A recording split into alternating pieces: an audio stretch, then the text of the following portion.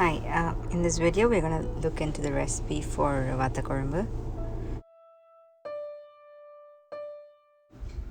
These are the ingredients that we will need for this kuzhambu.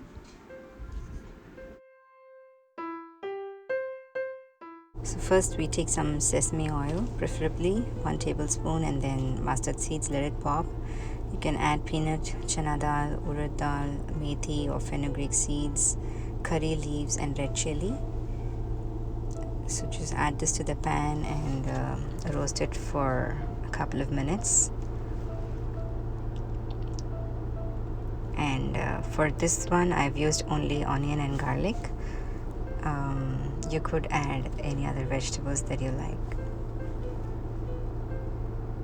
Now add the tamarind water, about 3 to 4 cups of tamarind water will be good.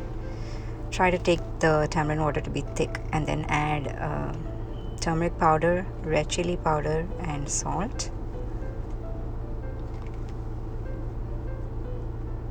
I think for 4 cups of water you could add about 2 teaspoons of salt. Now let this boil for at least 15 to 20 minutes. The tamarind will condense and become thicker. As it boils, if you need to make it thicker, you can add some rice flour.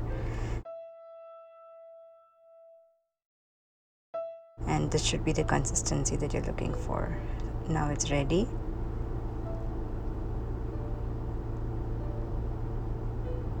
Once it's nicely boiled, it will actually condense. All the essence of the tamarind will condense and it will become thicker.